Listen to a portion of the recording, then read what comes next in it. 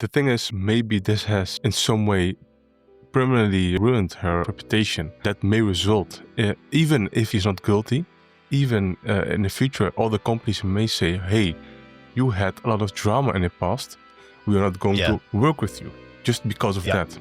And that's how Japanese culture works. Oh, it's drama. Oh my God. Can you be like, the second it happened, it was like, Pokemon have been caught plagiarizing and stealing. It's like, I'm going to get my 50 likes on my retweet of this thing. And it's like, what do you get out of that? Like Japanese resellers, because those are the people that are going to be getting this card to then sell overseas in UK, Europe, or whatever.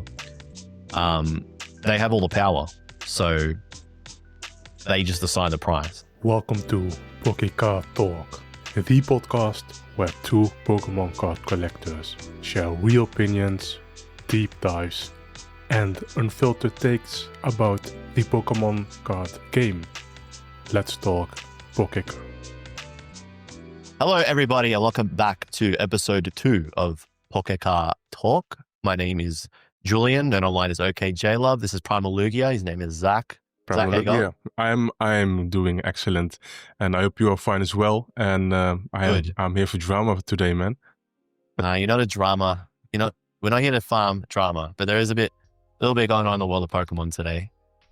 We're going to get into a lot of different discussions. I think probably the hottest one right now is the controversy surrounding TCG Pocket and some of the data mined cards. Yes. There's a lot to talk about though, because a lot has happened since episode 1. Thank you so much for tuning into episode 1, by the way. It was great to have return Poker Guardian listeners come and check that episode out. And new people come and check out the podcast and the channel too. There were a lot of lovely comments. Did you see them, Zachariah? Yes, some excellent feedback. And I am very happy that that people have, in the first episode, have so many comments, and thank you for that. Please keep posting them. We love to hear it. Yeah, we're going to go through some of the questions, some of the feedback, some of the comments, some of the, discussion pieces that you guys prompted in those comments. We'll go through them shortly, but we did want to jump into today's episode. Also, if you are new, welcome. Make sure to hit subscribe. This is a Pokemon card podcast that kind of just focuses on the nitty gritty. We're kind of obsessed, but we're trying to talk about things other people aren't talking about. And that's just because these are our conversations that we have in private. And as we said in the first episode, we just thought, let's just make this a podcast. Absolutely. Yes. Let's move on, Julian. Kick it off, mate. What are we starting with? I think let's start with the hottest topic this week. Very unprecedented. There's artist drama. Which doesn't happen a lot, to be frankly. SIE NANAHARA, which she has a lot of fans, and for good reason. Her art is phenomenal, and the recent TCG Pocket release, which absolutely is Gen 2, Lugia Ho-Oh, Umbreon, Espeon, fantastic set. This is the set I dreamt about, right? To come back, essentially, in the real game. But it's happening in Pocket, unfortunately. We were kind of talking about this in the first episode, weren't we? Yeah, I think somewhat. And the issue is, this is bittersweet, because you have amazing art here, but you can't have it in real life, which really is annoying to me. And I think I think you share the same opinion as well. I don't know. I don't really think about it until someone reminds me, and then I'm like, oh yeah, it'd be kind of cool. Yeah. But I kind of went through this. I formulated my opinion. How I felt hasn't really changed since Pocket got revealed. Yeah. We're just getting more now. We're already getting great illustrations, great artwork in the traditional TCG, physical TCG. Yeah. Pocket's extra, so I'm not going to complain. Do you still play Pocket? Just not as much as I used to. No, I find it hard to keep up. That's just in general. I find it hard to keep up with releases of anything in general. Like outside of Pokemon, I'm behind. Like I was playing DK Bonanza, and I was like playing it for the first 2-3 days after release, and I just haven't touched it since. It's really frustrating. But we digress. Some of the cards got data mined, so this is a really weird one because the set isn't out yet, but It's not out yet. We're waiting till tonight. I think it's tonight, or at least at the time when you see this recording, it should be out. It'll be out by the time this episode's up, but as of today, I don't believe the set is out until tomorrow night. So maybe like another 24, 36 hours. It's Wednesday, 30th here in Australia. So what we're discussing has been data mined. And I wrote down, we've got a little list here of things I want to talk about today. One of them is leak culture, which we'll get to later, hopefully. But yeah, one of the cards that got data mined, it was found that it is it looks heavily based on a fan art piece from 2021. So this is the Ho-Oh. It's weird. I'll screen share. Yeah, because like it's just by the time this episode comes out, this will all be public info. But like traditionally, we will err on the side of caution with data mined and leaked stuff. But I feel like it's just a losing battle at this point. But like if you share it on the screen, we're contradicting ourselves now. We're becoming hypocrites. We're becoming what we hated. I hate it as well. Like leak culture it ruins things, dude. Yeah. But like this is one of those times where the loud vocal criticism has spurred change because it's within 24 hours, TBC Japan responded. I'll let you explain it. Sorry, there's just so many things to talk about on this one topic. Yeah, it's full on. It's insane because I believe this never happened really before. So we are on uncharted territory right now, and who knows? You know, SIE NANAHARA is not guilty. It's been stated here. Let me just read. Start from the start for people, because we're just like, guys, this crazy thing has happened. Yes. And it's like so taboo, but we're not actually like fully going into the details. So start from the start. Yes. So there's a Ho-Oh EX. What's it called again? Immersive illustration card. Let me show. It's a 3-star. Yeah, it's a 3-star. Yeah. This card. Yeah. You can see it here. Amazing card. SIE NANAHARA. Then this artist from China, I believe. Yes, Chinese. Then was freaking out. Hey, this is traced for my illustration from 2021. So the similarities are very there. Basically, I want to say almost near 1-to-1. It's at least the lines. And then everyone's freaking out. And even attacking SIE NANAHARA on her X page, right? And which is really bad timing for her as well. She was posting about, hey, the only way is to learn is something like to have original artwork. So people were assassinating her essentially. Which it's pretty grim. It's pretty grim. Like it's probably like the most frustrating part of this whole saga. But yeah, there was like this 15, 20 hours of like, what's going to happen? Like, what has happened? Was it traced? Who's responsible? Is it a creature's stuff up? Is it a TBC stuff up? Was it a SIE NANAHARA? Has SIE NANAHARA been plagiarizing, tracing over other work in the past? It becomes this huge witch hunt. Everyone's farming for engagement and drama baiting. And it's really like the criticism is valid and the concern is valid.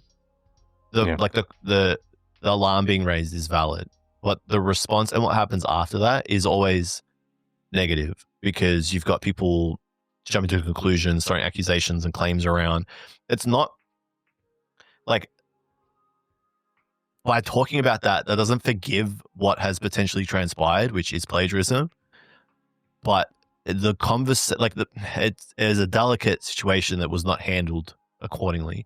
Yeah, which is why I ended up with people going, and if you go and look at SIE NANAHARA's Twitter, and that tweet that they made, you will see that they're just vitriol. Like the comments aren't like contributing to anything. They're not productive. It's just they're mainly insults. So it stinks because then we got this response from TBC Japan or from TBC, in respect to Pocket, which gave some clarity. Well, I think like the response is wild. I'll let you read this one out if you've got it up there. Notice regarding new illustrations. Thank you for your continued support and passion for Pokemon TCG Pocket. We want to share an important update regarding the upcoming expansion, Wisdom of Sea and Sky.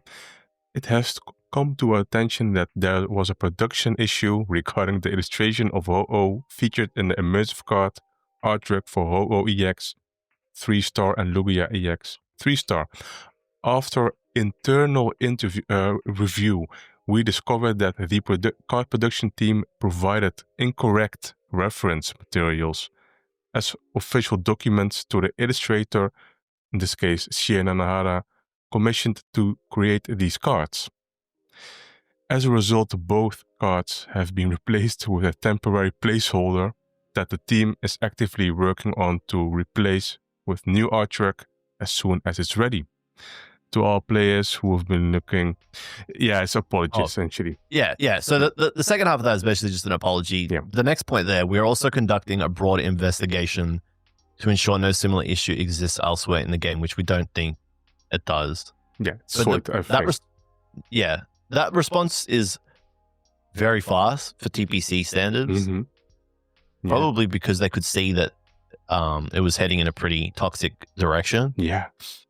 The set is coming out in a day or two, so they needed to get on top of it sooner rather than later, because this technically hasn't gone commercial yet. So there was probably legal and commercial implications for it actually coming out and that card being in the game upon release. So probably wise that they scrapped it if it was traced, which it really does look like. Yeah. Before release, before it went commercial and money started transacting, essentially. But I guess the finer details of that are pretty interesting. We discovered that the card production team provided incorrect reference materials as official documents to the illustrator commissioned to create these cards, which to me reads as the reference docs and the reference material provided to SIE NANAHARA included that illustration that was originally drawn by the artist's name is, I can't pronounce this, so... Yeah, Lon Juju, sorry. But let you take the fall on that one, bro. I'm not saying that. Sorry in advance. Sorry in advance. Me when I dodge. But wild if that's the case. But like the best possible outcome, I guess, for what is a bad situation. So they've played it like, but this is the thing, like we don't know how true it is. We just have to take it at face value, right? They've played it off as a mistake, or it was genuinely a mistake. But it's not great. Let's go down to the basics, right? How does an artist commission work? Creatures is essentially having a Pokemon drawn, right? They are selecting the artist that they think is the best for this card. So they are then talking to the artist, hey, I want, like in this case, Ho-Oh, and this style of pose. Here are some reference materials and models. Yeah, and go crazy. Yeah, give us 4 or 5 illustrations, sketches, and we'll pick out the best one. And they'll pick 1 out of 4 or 3, and they will say, okay, let's adjust it slightly. We want it like this a little bit more. Let's go. You have green light to illustrate it and color it in, a shading as well. So what's particular here is how is this? This is a nearly 1-to-1. So what you are, I want to say, I'm not an artist. I don't work at creatures. Don't work at any of these. It's all my own opinion. When they are giving reference materials, does that mean you can 1-to-1 trace a reference material like that? It's a little bit odd, in my opinion. It is weird. All I can think is that they've been given the reference materials, and let's say we take this statement at face value. So the card production team provides reference materials to SIE NANAHARA. Yes. And asks for a commission of Ho-Oh. So at this point, the illustration by Lan Juju has been given to SIE NANAHARA. SIE NANAHARA has then drawn the Ho that has become the card and essentially traced off of the reference material, and then gone back to creatures with that, show that to them, obviously getting the tick of approval, say, okay, like we're going to work with this. What I think has happened is, because it does seem strange to just be like, oh, like give us an illustration of Ho, here's reference materials, and then what they get in response is just the reference material is slightly touched up. What I think may have happened is, because this is an immersive rare, SIE NANAHARA's come back with that illustration and maybe a proposal to be like, this is my vision of it as the illustration, as the word that I literally just said it, as the immersive rare, sorry.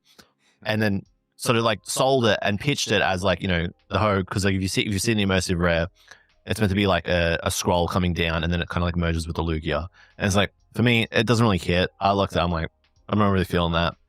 That wasn't really it for me. But maybe that's what they've pitched. And so then someone at Creatures has said, okay, cool. Like, we'll work with that. Make these few minor tweaks. The tail's different. If you look at the trace, if you look at the I shouldn't call it trace. If you look at the overlay, I just try to call it trace. If you look at the overlay, the tail's different. So maybe that was some of the feedback. Yeah. Can I reference you? Can I use your homework, bro? Yeah, cool. Just like change it up. Don't copy it completely. Yeah. Change the tail. And that's all I can think has happened. But it's weird. And it's for me, the thing I dislike about it is that it's a drop in standards, because like that shouldn't be happening. Like the reference material being someone's fan art and that not being explicit, like explicitly clear, this is fan art, not official internal illustrations or reference material, is a crazy oversight. And it's a drop in standards. And I guess not the first time we've seen a drop in standards, because we were saying that this is like unprecedented, but it isn't. But like this situation of plagiarism is unprecedented. Potential plagiarism. We got to be careful with how we say it. Yeah. Throwing Absolutely. out strong, very strong words, right? This is unprecedented, but the drop in standards isn't, because we did have the illustration contest last year where a whole bunch of AI entries got slipped under the radar, basically. So something's going on in Creatures. I don't know what it is, but it's not great, Yeah, the thing is, maybe this has in some way permanently ruined her SIE NANAHARA's reputation, and that may result, even if again she's not guilty, even in the future other companies may say, hey, you had a lot of drama in the past, if you wanted it or not, we are not going to work with you just because of that. And that's how Japanese culture works. It's brutal. Like there are very few second chances, especially in this industry where there is an abundance of artists as well. Yeah. Basically knocking the door down to get into this field. Absolutely. It is absolutely crazy. And this is the part of what really saddens me, because I really like Nanahara's work, but this is something we may see more in the future. And like you said, we've seen it already in the illustration contest, 2024, was it? Yeah. And it was the 2023-2024 contest, because then we got the what do you call it? The Pikachu was the winner there.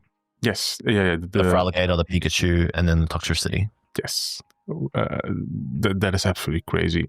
And we may dramatize this more, but I think we've explained it nicely enough. At least actually, I kind of just want to explore a little bit more. Sorry. Because I was going to say, because you actually raised a really good point. And like, I don't want to say, I hate that you started the episode saying we're going to talk about drama. I know you're doing it tongue in cheek, but like, I don't like calling this like drama, because like I feel like it trivializes what is a pretty serious topic. Because you're 100% right that there are huge implications for SIE NANAHARA's career because of what has transpired. Because let's say that they were, because like if you've ever worked in a creative field, and I've only really worked in a creative field for the last 3 to 5 years, right? But if you've ever worked in it, a lot of what happens between creatives is collaboration and discussion, right? So at some point, and according to the statement, Creatures has given her the reference material and said, hey, like, here's reference material. And then Nanahara's come back and said, I'm really vibing this reference piece. And so I've kind of just like followed off that, because I think that this works well for this, moving scroll immersive rare. I feel like it fits Ho, the wings are flared. Like it's showing them in action. Like they look quite majestic. Like it fits the bill. So like, while SIE NANAHARA is perfectly capable of coming up with a more original, like a fully original SIE NANAHARA piece, because you'll have to go back, by the way, Zachariah, and show some of the cards on screen. No. Like in post, you're going to have to show some of SIE NANAHARA's cards on screen because we didn't show them. But like, and one of the comments was from Just Jack saying, can you guys talk about a little bit more, whatever the card is you're showing? So if you've ever seen SIE NANAHARA's cards, the Greninja, the Ninetales, their first card was the Hisuian Zoroark from V-Star Universe, right? If you've ever seen those cards, they're certainly capable, like they're very clearly capable of an original piece. But it may just be for this piece in this commission in particular, they've just said, let's just go with this. And that's been an agreement between Creatures and SIE NANAHARA. And then because of some error somewhere along the line where that reference piece wasn't made clear that is an official and was fan art, now, like you said, the repercussions for SIE NANAHARA's professional career are like wild. And it could be over, and like that sucks. That really sucks. So it's a really bad situation, and I don't like the it's drama. Oh my god, can you like? Cause like the second it happened, it was like Pokemon have been caught plagiarizing and stealing. It's like I'm gonna get my 50 likes on my retweet of this thing, and it's like, what do you get out of that? Like, you don't act like you. What do you get out of that? Like you're gonna be talking about something different in like 2 days' time. Like all you do in that moment is just fire people up and like stir things up, and then that's like, oh my god, they copied it. I'm gonna go to SIE NANAHARA's profile and I'm gonna like, you suck. Oh my god, it's so ironic you would say the only way to get better is to copy originals. Blah blah blah. Blah. Like, what do you do? Like, what do you do? Then I'm getting angry. I'm pissed off. Pissed me off. I definitely understand where you're coming from, really, because we have no proof. Though it may seem very suspicious, I have to agree yesterday. We have to just stay quiet personally until there's actual, in this case, statement, or in this case, something proved, a concrete proof, right? But this is very awkward for everyone in this case. And who wins? The people who are, chasing after traffic on social media. Yeah, like the only people that benefit here are like clout farmers, engagement farmers, and the artist who originally drew this. There's nothing wrong with, like, we've got no issue with the way that the artist who originally drew this approached the situation. Yeah, they handled it very well, right? And total respect to them. It's at LANJIU if you want to follow their Twitter, right? Mm-hmm. So none but respect to the way they handled the situation. They benefit because, well, they get rightfully, recognition for the work that they have done. Yeah. It sucks that it happened that way, but that could be the silver lining of the situation. But like you put the pros and the cons next to each other, and it just sucks for everybody. Yeah. SIE NANAHARA's reputation in tatters right now because like they've just been attacked over the last 24 hours. Mm-hmm. Pokemon's credibility in question, Creatures' credibility in question. It sucks. And then on the other side, like the pros, like if you're running a freaking engagement baiting account or you capitalize off of this kind of stuff and these news pieces and report them, you get the clicks, you get the ad revenue, you get the payout from X. Like, wow, fantastic. But in 3 days, like you're never going to think about it again. Yeah, and someone's career is over. Yeah, but the rest is eternal. So it sucks. Yeah, definitely interesting case here. I'm sad that it happened, that it exists today. Anything else? No, I have nothing crazy to add. The last thing I'll say, utmost respect to Cerebi.net for not commenting on this until we did get the official statement. Yeah. Whereas like every other outlet ran with it, ran with the dynamite, ran with the controversy, got the 10,000 likes, got all the, the impressions. So nothing but respect to Cerebi for just keeping it Ahana and just waiting because, He does know better because I talk with Joe from Cerebi regularly. We are into this almost together, right? Because we know what implications it may give. And it is not a good look on Cerebi.net as well because there's no official statement. So that's the thing that Cerebi is also going after. We need official statements. and not speculation. And that's why the site is so reliable. So that's why they've weathered how many years of Pokemon? 15, 20 years of Pokemon online? I think 25 even. 25 for Cerebi? Past 25, I believe, even now. There you go. There you go. There's very few outlets or names that have stayed on the internet for that long and grown, not had their reputation themselves attacked. Oh, all right. Let's move on. We've ranted enough. So we did get a lot of lovely comments from you listeners on the first episode over on YouTube. Thank you. Yes. There were a few that we wanted to pluck out and just discuss. So we'll jump into that. One of them that I want to lead with was from Bobert, because I was talking about their collection, and we were talking about international exclusives and how you and I used to always say like, oh, there should be like more international exclusives so that it would invoke trading.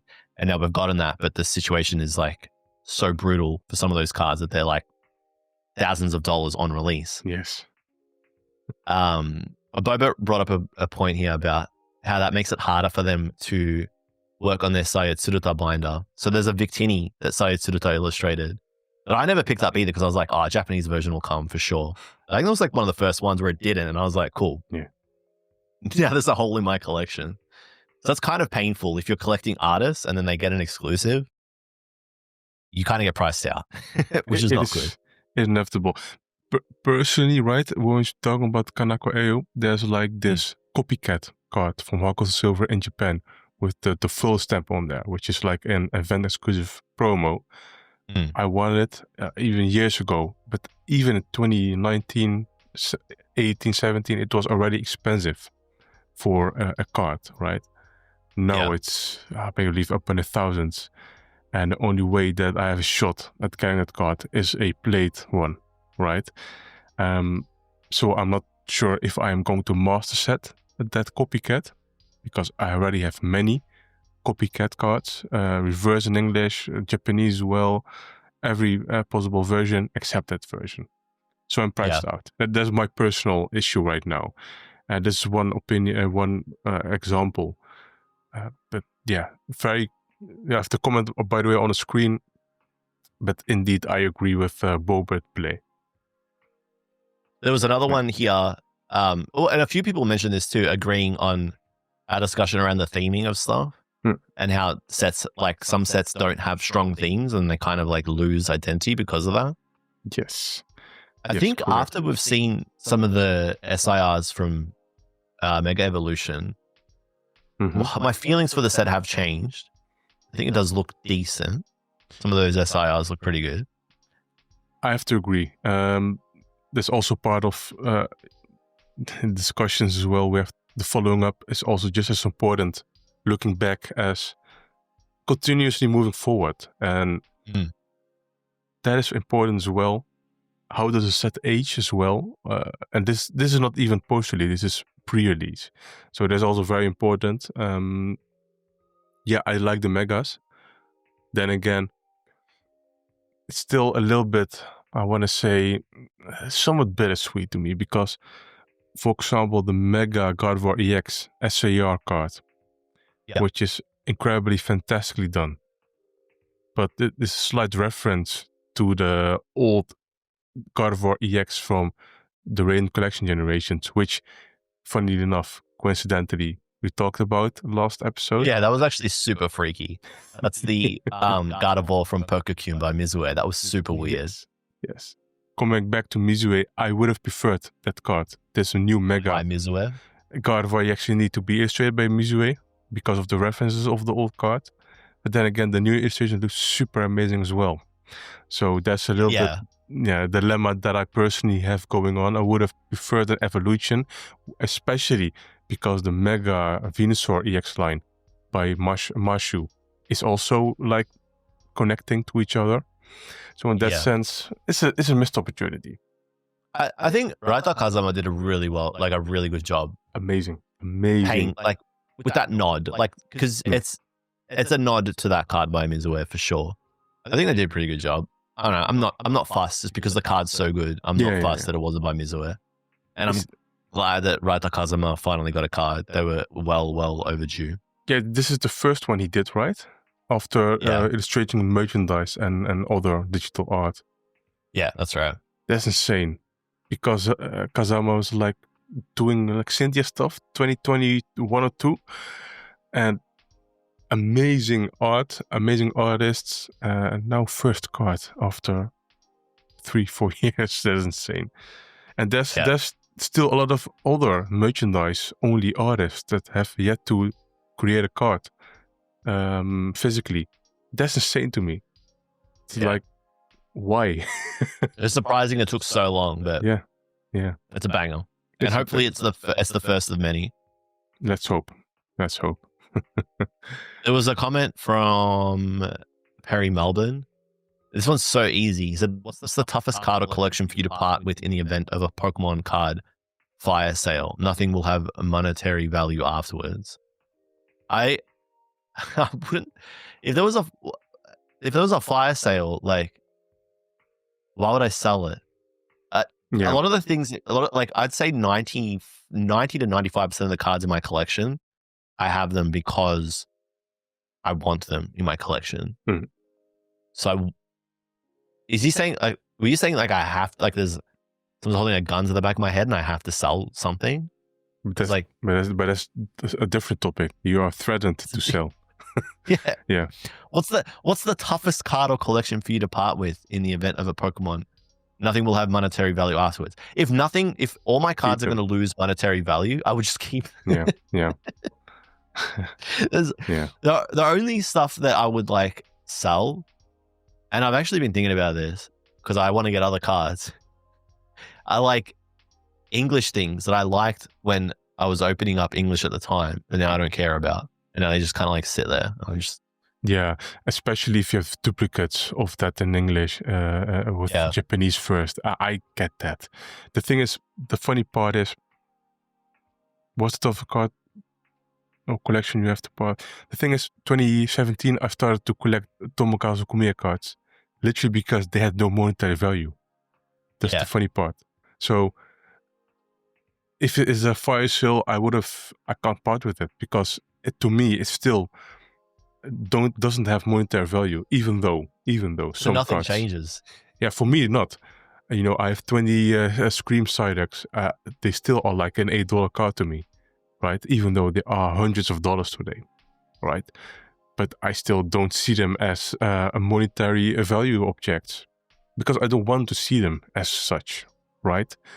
And that if I see them as money objects, and which is incredibly hard to not ignore, don't get me wrong, it ruins the collection fun for me. Yep. That's the thing. I don't want to say it out loud, but I bought a card recently and I spent a lot of money on it. And I feel sick talking about it. I spent a lot of money. On this card, and I was like, it was a PSA 10 as well. Oh. And I was like, oh man, like it's annoying that I had to spend that much to get that, because when that card was cheaper, I was prioritizing other parts of my collection. So you only have so much money to spend on Pokemon cards, right? So you don't want to always be buying because that's dangerous, right? But I was like, oh man, like it's so annoying I have to pay this much. The only reason I go to PSA 10 is because I'm really particular about artist binders and my artist collections. Yeah. And I didn't want to compromise on the condition of the card. And because of how old the card is, I was like, I'll just get a 10. That way I know that it's fine. And there was like, there's no 9s left. And 8s for me are just like OCD. For me, a condition, I will prioritize buying 9s because 9s is like the good condition for me. And I have a lot of slabs I need to crack to put in a binder. But yeah, I was thinking, I'm like, dude, if that gets cheaper, so what? Like, at least I got the card and I can rest now. And I'm just thinking about the next card for that artist I need to get. So yeah, thinking about value will spoil whatever you're doing, I find. Yeah. Especially if things go down in value. the thing is, what I really hate is sometimes when FOMO is invoked with these kind of market changes. I hate that. That's my opinion. Because you are forced again. Oh no, I may miss out on this for for eternity, right? Or at least for years to come. And that feeling is the worst case as a collector, you know, the feeling of missing out on your collection so that it may not be complete anymore. And that's a never-ending battle. But yeah, it's an interesting discussion. Maybe something for another episode. I think we explore that topic maybe in the next episode. Yeah. Or we're talking about episodes. We feel like the next one is going to be, we're not done yet, by the way, but we have a lot to cover in the next episode. So we kind of wanted to split this into two. That's why two is not going to talk. We're not going to talk about all of Mega Brave and Mega Symphonia in this episode. Yeah. We're going to hold that for next, but we are going to quickly cover that on the weekend once it releases this Friday. So that's it for the comments. Thank you very much for your feedback. We do appreciate it. If you got any questions, add them to this episode. But that's all for this little segment. I don't know why I'm like dragging out this conclusion to this segment. I'm making it really awkward. I guess on the topic of Mega Brave, Mega Symphonia. So we kind of touched on this when we were talking about the Gardevoir, but we did see the SIR reveals. So they're kind of like old news now. But we saw Mega Kangaskhan, Mega Lucario, Mega Venusaur, Mega Gardevoir. We spoke about Gardevoir. We spoke about Venusaur, the Bulbasaur, Ivysaur, Venusaur line by Marshu. We didn't speak about Lucario. Do you want to speak about Lucario, Zachariah? Yeah, Lucario is bullying everyone on the street. I think it's like the best card from the set. Yeah.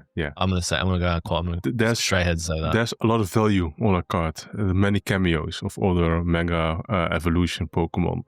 That is super nice. It could have been essentially the cover of a new illustration book. You know. Yeah. Which should be amazing, especially. Reminds me of this. Yeah. Reminds me of this. Was it called again? Was it the Illustration Magazine or Illustration Collection? I believe. But essentially, yeah, that reminds me really of the exactly, the art collection. Thank you, and that could have been the next cover art of that. Yeah, that's super cool. Really cool book. Yeah. If you still do not have, I'm not trying to pump it. He's pumping it. I'm pumping it. No, there's originally a promo in there of that same artwork as you can see here. But that promo is like $5 billion. Yes, but I believe the regular, just without the promo, it's still like below 100, hopefully. Definitely worth picking up because you see a lot of regular art being essentially in high resolution prints, really different perspective. Really, it's a shame that doesn't say it. I think it's off the rip. I'm pretty sure it's Hitoshi Ariga. Oh yeah, that's definitely Hitoshi Ariga. Yes, off the rip. And I believe did he break it down in this book? How he illustrated it? I believe so. It'll be in there. Yeah. You could spend the whole episode talking about this book, dude. Yeah. I have other books as well, maybe for another day indeed, but yeah, this book is so awesome that we are literally just talking about it for likely 10 minutes and still not finished. Yeah, it's at the back. Yeah. Yeah. Can I get to it? I don't know how to explain this page to people who are it's a full Japanese listening. There's an English version. I'm pretty sure the English version is 1-to-1. I believe that for this version, for this book, there's no English variant. This for It's only the Rayquaza Mewtwo one. Yes, that one is indeed available in English. But there's not that. This one is newer, more recent. And it's very old by now by today's standards. But there's like one that released in the first X and Y set expansion. This is essentially 20th anniversary. Yeah. It's essentially black and white stuff and below. And there's this one which released during the 20th anniversary, during like when Evolution sort of thing, which included more art. But yeah, amazing book. Coming I'm back. distracted. I'm trying to get it back in there. Yeah, Don't you hate it when you have to like put stuff back in like things and it's like, yeah, get in without wrecking it? Yeah, there's a hardcover on there again. Which oh no, please do not fold it. Do not fold the cover. I'm not please. folding it. I'm not. All right, I got it in. It's in. Oh, I didn't get this thing in. Oh, or the slip cover. Oh, the slip. No, how'd they get the slip in originally? All right, I'm gonna do that later. Look, on the Lucario, I think the card is dope. A friend of mine messaged me and said it's giving Sun and Moon, and I was like, yeah, it's giving like tag team kind of vibes. Mm-hmm. Which that would have been sick if they did mega tag teams. I would have been like all aboard if they did like mega. If it was like mega Lucario and Venusaur, I'd be like, okay, we got tag teams again, but like they're probably never going to revisit that concept. I know in the game it was hated, but like visually. They look so good. Yeah. Absolutely. Really love that concept. Yeah. We'll have more to talk about with Mega Brave, Mega Symphonia, which will eventually become Mega Evolution, the English set in September, once those two sets release this Friday. So we'll discuss, I guess, the full set list for both in the next episode. Yes, correct. But more to come. We'll do a breakdown because I know a lot of people who liked the Poker Guardian podcast liked when we went through each card and like sort of gave a little bit of a breakdown and talked about the artists. So do you reckon we do that again? Definitely. Yeah, let's do that. Hell yeah, dude. Okay. McDonald's promos. You saw these, yeah? I'm loving it. Oh, wow. I had to say it. No, can you blame me? I can, yeah. It's okay. Anyway, okay. These are kind of old news because they got revealed about 2 weeks ago. I believe so. July 15th. Yeah. These aren't out yet. They come out in Japan in 9 days or 10 days, so or 11 days even. Wasn't August? No, this week, right? August 9th, 10th, and 11th. Okay, not 3rd. Let's see, just in case. Yeah, you're correct. 8th, 9th. You are correct. I apologize. It's okay. Don't worry, dude. Yeah. Not this weekend, next weekend in Japan, when you buy a Happy Meal, you'll be able to pick up one of the Pikachu, guaranteed, and then one of the other 5, which off the top of my head is Quaxley, Fuecoco, Sprigatito, Ralts, and Riolu. Yeah. So those 5 are their previous illustrations as promos. Mm-hmm. And then the Pikachu is a new illustration by Yu Nishida. And that is going to be quite sought after. I've already seen I made a little short on the OKJ Love channel about these promos. The Pikachu is already selling for about 40 USD. So like 5,000, 6,000 yen, which is crazy. So, it's a cool card. Like, it's a cool card, but like, really? 6,000 yen? Not $40 cool, yeah. Can you think of any Pikachu promo that is like this, like a common, uncommon Pikachu promo? So not like an art rare, like the Detective Pikachu. Can you think of any Japanese Pikachu promo that on launch was 4 to 6,000 yen? Pokemon Center promos, right? I believe the one with Shibuya Pikachu at release got like $30 or something like that. But that was in the highlight of 2020, 2021. Shibuya Pikachu, right? With the graffiti and such. So Shibuya Pikachu would have been 2018, 2019. Are you really sure? 2018? Yeah. Kanagawa Pikachu. No, I meant... Did you mean Kanagawa? No, Shibuya is the graffiti one. Yes, graffiti one. I believe that one is from 2020 and really... Oh, I can look for you as well. I'll look first.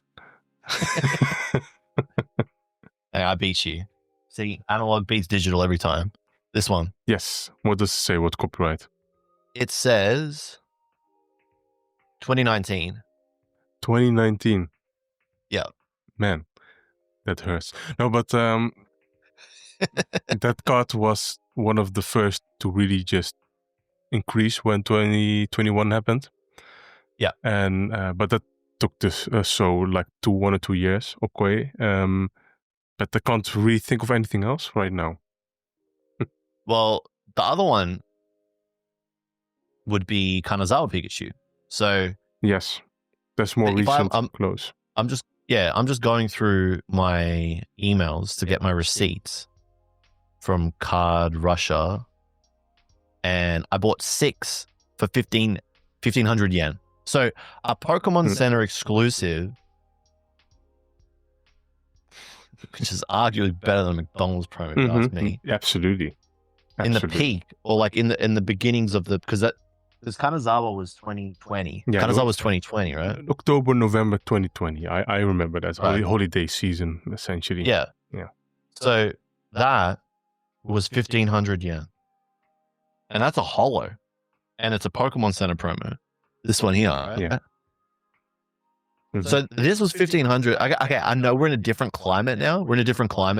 But how many Pokemon Center locations are there in Japan?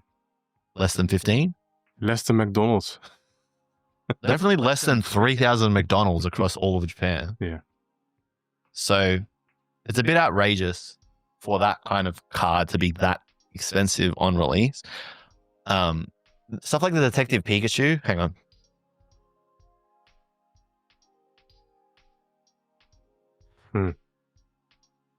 Like stuff like this. Okay. So it's a little bit different because to get that, you need to buy the game, Detective Pikachu. The promo was more expensive than the actual game. Oh, yeah. The promo is like 20,000 yen now. No, but even on release, the promo at the time, yeah. At the time, it was even more expensive than the actual game. This was dumb. That's pretty funny. This is better. Just get the game fine. Yeah. Look, look. It is what it is, but there's like a lot going on with that, like, because this is a huge topic. Like Japanese resellers, because those are the people that are going to be getting this card to then sell overseas, whether they're doing it on eBay or they're selling it to a reseller in the States, in UK, Europe, or whatever. They have all the power, so they just decide the price. And in this kind of economy, this Pokemon card, this economy that we're in right now, Pokemon card collecting, people are just paying anything. So it instantly like validates it. They could have priced it at 10,000 yen. People would have been paying it. Yeah, and people, sorry to interrupt you, and people who don't have any clue think they have something gold in their hands. And there's a totally 360-degree question, right? Should TPCI also have this kind of artwork duplicating Japan? How do you, as in like an English version of this card? Yes, so that this doesn't overlap with Japan. Yes, 100%. Because now you have a bunch of, so to say, this like overseas customer base, which basically just wanted to see this in their own Happy Meal the past year for the latest McDonald's collection. And there you have Japan, which got an amazing guaranteed Pikachu with the burger on there. Well, I think, yeah, it's a good question. It's a good topic to bring up. I think they definitely need to be a bit more responsible and aware of the current collecting climate when releasing and doing promotions like these, because you go into it and you just say, oh, we'll just do it a Japan exclusive, or we'll do like a country exclusive. It literally feeds into the bad behavior, I guess, that we're seeing with resellers, flippers, scalpers, and whatever. Like it feeds them directly. The best way to alleviate and rectify that situation, right, and get rid of the resellers that you see causing problems. Like someone got stabbed like in the States a few weeks ago, just like crazy. Someone got stabbed in Australia at the start of the year. It wasn't actually it didn't hit the news, but like just stuff like that. It was like a story that someone had told me when I was lining up to get cards. But like stuff like that, when they do clear exclusives like this in this current climate, it just feeds into the situation. It makes matters worse. So all it does is this just detracts from, like Japanese fans being able to get this card because it's going to be made harder for them too. Correct. And like us as Japanese collectors are part of that problem too. But there was definitely there was a point where where it was sustainable to do so, and I think now we're past that point. And great points, by the way. And I definitely think, I don't know if it's been stated properly yet when introducing this topic, it's only available for 3 days. Yeah. 3 days, which certainly does not help. Well, it's going to be a crazy weekend for sure. I don't know if you saw when McDonald's did the Chikawa promotion for the Happy Meal toys. Yes. Did you see those images of all the Happy Meals that were just dumped? I have not seen McDonald's? I have not seen, but Chikawa is very popular. I'm going to send you them and you can overlay them in post.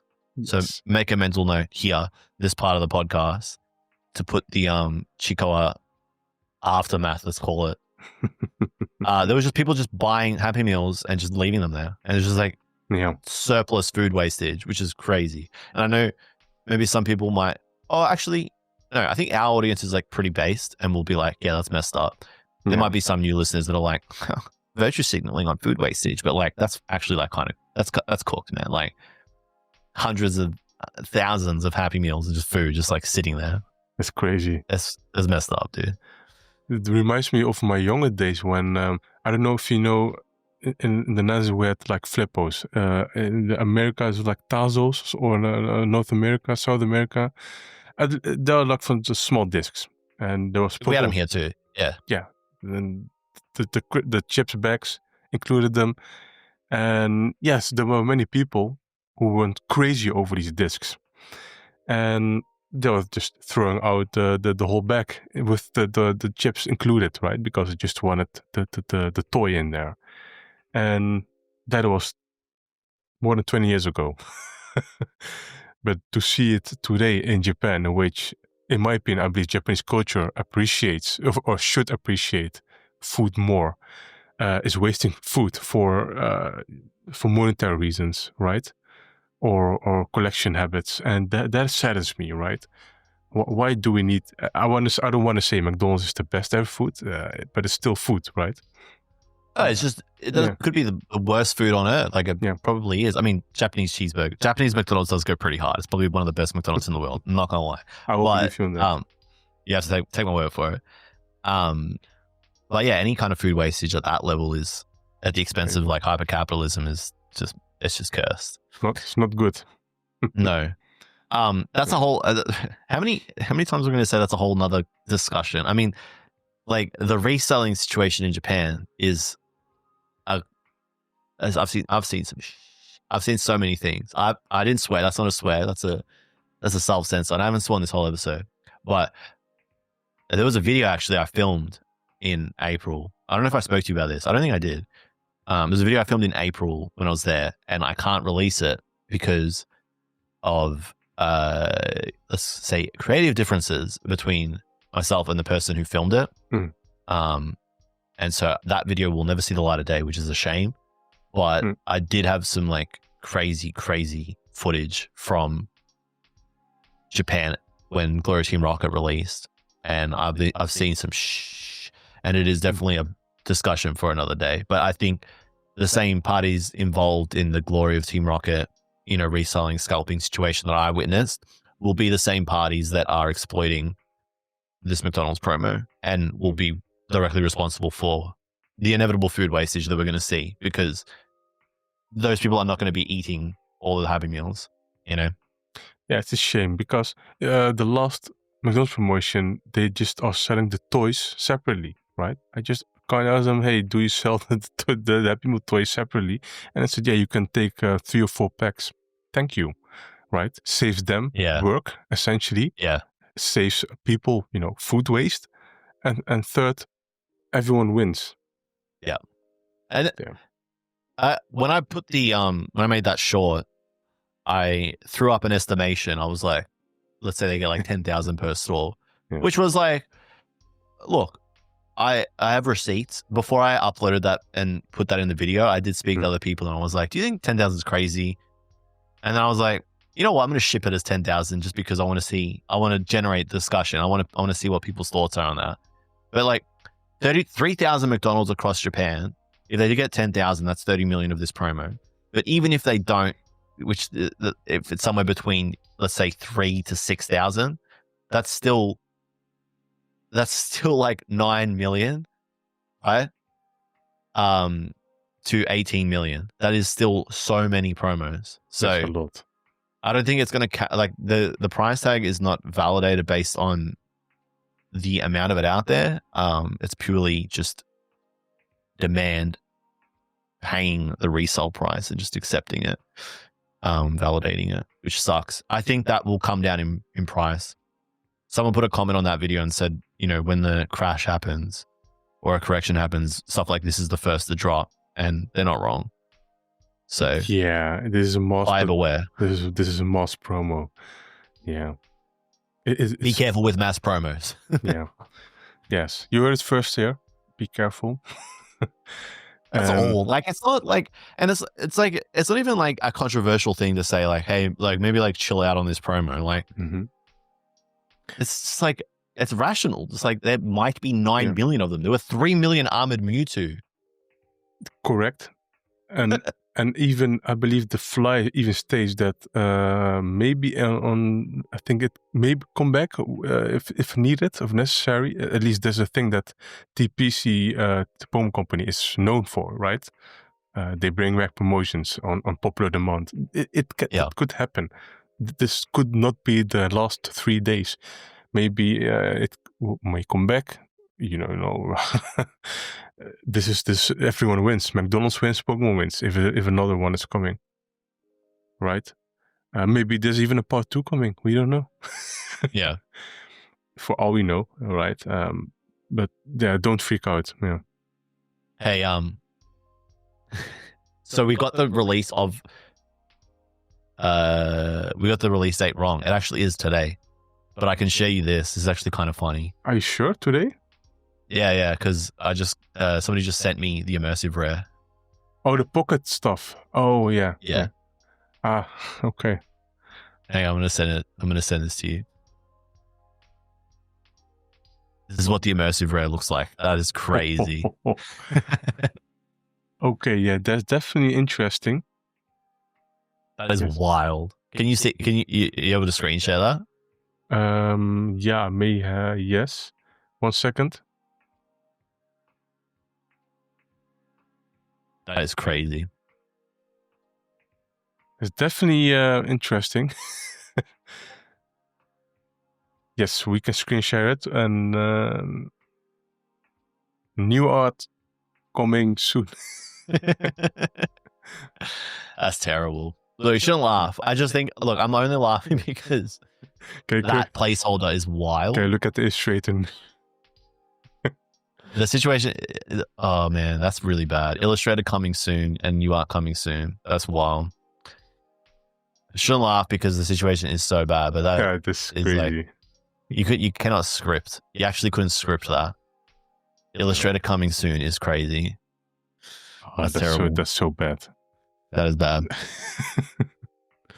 Dear. Really sad. Really sad for Nanahara. The thing is, as an artist, you want to share the stuff on release. You know, post release 1 week after that, they wanna show it on social media, being all proud, and then you have Nanahara. Oh, sorry, I for some reasons I cannot share this online. This work that I'm pretty proud of. The other ones are like sharing all the stuff proudly. You know, looking at it like Squidward looking down with Patrick and SpongeBob having their fun. That's yeah. Hey, that's how I feel about league culture, and I guess this whole situation is where it stemmed from, because we wouldn't be like, it would have been worse if it's so annoying, because it would have been worse if this didn't get leaked and then it happened on release and we saw it. Yeah. But that would have, like, it's better that it got found before release and was like cleaned up so that you didn't have a commercial problem. Yeah. Because that would have been way worse, right? And I think people would have been angrier. Correct. But it sucks because like a lot of the time with the leaks, that's how I feel. Because like traditionally we try to avoid speaking about them because things are subject to change, and it's a violation, and it kind of like robs the artist of that moment when it gets revealed before they are even able to publicly speak about it because of NDA. Yeah. So like from a moral, like it's an ethical dilemma, right? From an ethical point of view, like you kind of just don't want to take part in that culture because then you're contributing to the problem. The more it's like the Streisand effect. You know what the Streisand effect is? Yes, I know. Yeah, the more that we talk about it, the more we focus on it, the bigger the problem becomes. Yes. That's the issue with leak culture, right? Yes. And like we're like, oh, we'll talk more about Mega Brave and Mega Symphonia soon. It's like I've seen them because I can't not see the new cards because like I open my timeline and like it's just in my face, like I can't avoid it. It happens. Or like I go in, or like you go into Discord servers and like someone's sent it to you, or like it's in the server you're in. You're just like, bro. And what is the absolute worst about leak culture is it's always a potato cam. Like, bro, just you have likely an iPhone 16 or 15 or whatever. Take that nice shot, please. Yeah, get a better shot. Thank you very much, please. Like, oh man, please. Why is it so ugly always? Pixelated. I can't swear, but that really triggers me. You know, if you are leaking, please do it well, right? At least, please. Do it properly. Yeah, I know. Potato Every cam. time. A lot of the time, the leaks come from like a live streamer, or like a rip and shipper. So, and that's why they don't care. They're just there to. But even before TikTok, you know, the whole thing happened. The streamers, but the potato cam was also a thing. Like maybe it's just like a meme at this point. Like people just do it for the culture. Yeah, I think people deliberately just do it on purpose. I can't potato cam. Can't think of anything else really. Well, I'm excited to officially speak about them so that it doesn't. Cause this ethical dilemma that we have every time. I know it's always like a weird one because like, you know, in my server, in the OKJ Discord, people will be like, "Oh, why you can't post leaks? Why are you such a buzzkill?" And it's like, hey, let's just like, you know, it's fine that it's not like a virtue signaling thing or like holier than thou. Like I don't think I'm better than anybody because not that like anyone's saying this to spur this, but like it's not like we do it because we're like, oh, we're better than people because we don't post leaks. It really does just come down to one, things change, and I just prefer not to be on the wrong side of a story. And I think you feel the same, right? Yeah. And two, like we said, like it just robs the artist of that moment. A lot of the time, they don't post about their contribution to a set until a week or two after the set comes out, or sometimes even like 3 or 4 weeks. Yeah. Occasionally, you'll see them pull their own card, like from their packs that they've bought, and they'll post like, "Oh, I pulled my own card," and then they'll tweet about it. That's the most that you'll see. I think leaks just suck because, they rob the artist of that moment. And then on top of that, sometimes, and this happened with Prismatic, the first view of the card is like such poor quality. So like to expand on your potato cam topic, right?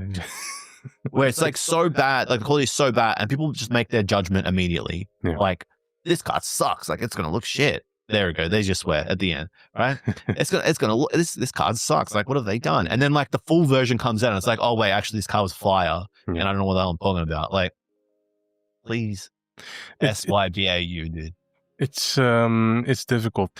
The thing is, in positive cases, when I had stuff data mined, right, I did sometimes share it to the artist in private, and they were like, "Oh, happy! Oh, is my card finally coming out?" They had no clue. That's the positive thing about sometimes leaking stuff. But sometimes it happens.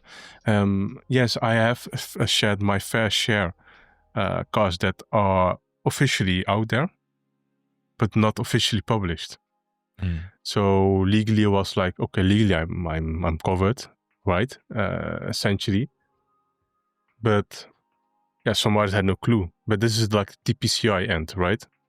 Yeah. And I believe the Marnie card from the Trains Toolkit, which that was excluded from Hidden Fates, no Shining Fates, I believe so.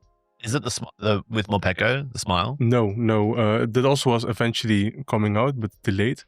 The one, the full art, just the full art card. With the jersey shirt. Yeah. And that was very cool. But those are first instances, yeah, that maybe let's share it to the artist. I didn't, by the way, that specific one. But that could also happen, right? And that's I want to say a more ethical leak, right? Hey, you can share it now in English if you want soon. But yeah. Is that it? I think, that about wraps it up for today, I think, because the rest of the topics that we've got here, look, I would love to, I guess, where we're at with the podcast right now is that, like, we have direction for episodes and what we want to talk about. You know, we've got our talking points for the week and the things that we haven't personally caught up on between each other. But we also don't know how much of certain topics you want to hear about. And it does come across as like engagement baiting on the YouTube comment section for the sake of engagement, but we're not really too concerned about that because we've been doing this long enough. We more so just want to hear back from you to hear what it is you want us to talk about. Do you want us to talk more about leak culture?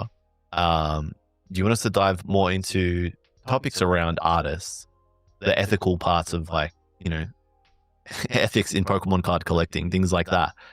Let us know and we'll talk more about it, because, you know, I could talk about leak culture for days. I could talk about resellers for days.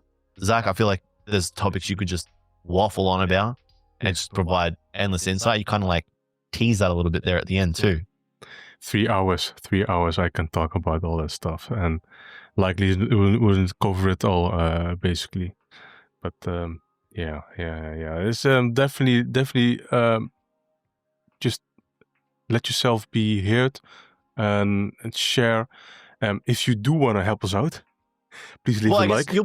Just because you'll be molding the podcast essentially. Like, these conversations and this podcast, we wanted to stay true to the impetus of the idea, which was just our personal conversations aired. Yeah. But at the same time, like, I'm conscious of how many times you want to hear me say I hate resellers.